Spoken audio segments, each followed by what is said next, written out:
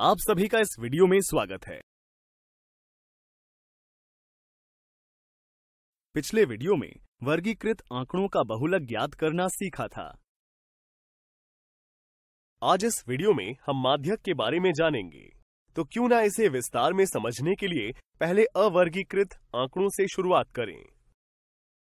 जैसा कि माध्यक के नाम से ही अनुमान लग जाता है कि यहाँ किसी मध्य यानी केंद्र की बात हो रही है, अर्थात माध्यक वह मान है जो प्रेक्षणों यानी ऑब्जर्वेशंस के मानों को ठीक ठीक दो भागों में विभक्त यानी अलग करता हो। तो बताइए, निम्नलिखित 10 दिनों के तापमान आंकड़ों का माध्यक यानी मीडियन क्या होगा। माध्यक के लिए सबसे पहले प्रेक्षणों को आरोही क्रम यानी असेंडिंग ऑर्डर या फिर अवरोही क्रम यानी डिसेंडिंग ऑर्डर में व्यवस्थित करते हैं, जहां प्रेक्षणों की गणना करके उनके सम और विषम होने का पता करते हैं।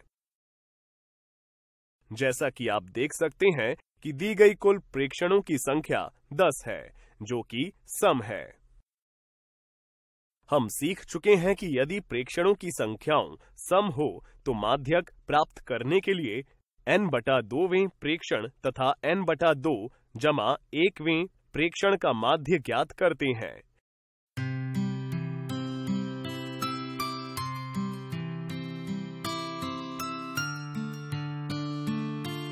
जिससे हम पूरे आंकड़ों का माध्यक 16 डिग्री सेल्सियस प्राप्त होता है।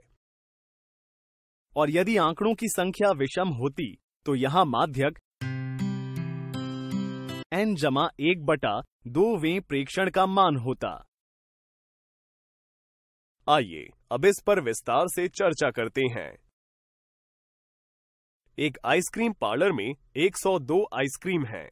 यदि आइसक्रीम की कीमत 15 रुपए से 45 रुपए तक है, तो क्या आप निम्नलिखित बारंबारता आंकड़ों की सहायता से आइसक्रीम की कीमत का माध्यक ज्ञात कर सकते हैं? चलिए इसे हल करने का प्रयास करते हैं। हम जानते हैं कि माध्यक के लिए सबसे पहले आंकड़ों को आरोही क्रम में व्यवस्थित कर निम्न प्रकार दर्शाते हैं।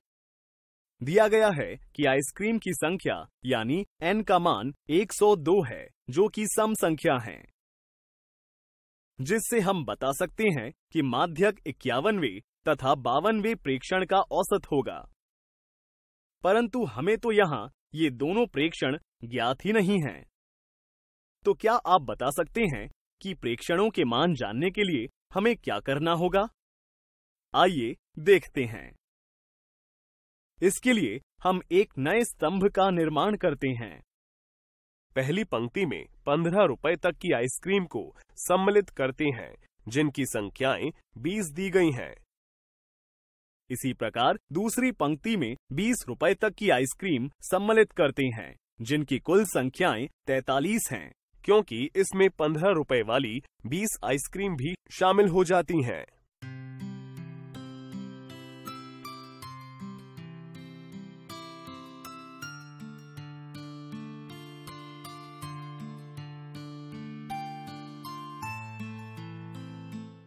इस प्रकार एक नए स्तंभ का निर्माण होता है, जिसकी अंतिम पंक्ति में 45 रुपए तक की 102 आइसक्रीम शामिल होती हैं। इस स्तंभ को हम संचयी बारंबारता यानी कि क्यूमुलेटिव फ्रीक्वेंसी स्तंभ के नाम से जानते हैं।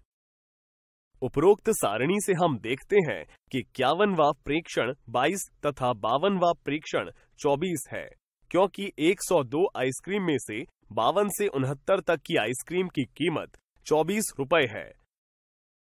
अब अगर हम 22 और 24 का औसत ले तो इससे आइसक्रीम के मूल्यों का माध्यक 23 रुपए प्राप्त होता है। अतः हम कह सकते हैं कि लगभग 50% आइसक्रीम 23 रुपए से कम और अन्य 50% आइसक्रीम 23 रुपए से अधिक की हैं। याद रखिए, संचयी बारंबारता का निर्माण करते समय प्रत्येक अगली पंक्ति में पिछली पंक्ति की बारंबारता को जोड़ा जाता है। इस वीडियो में आज हमने अवर्गीकृत आंकड़ों के माध्यक के बारे में जाना। अगले वीडियो में हम वर्गीकृत आंकड़ों की सहायता से माध्यक ज्ञात करना सीखेंगे।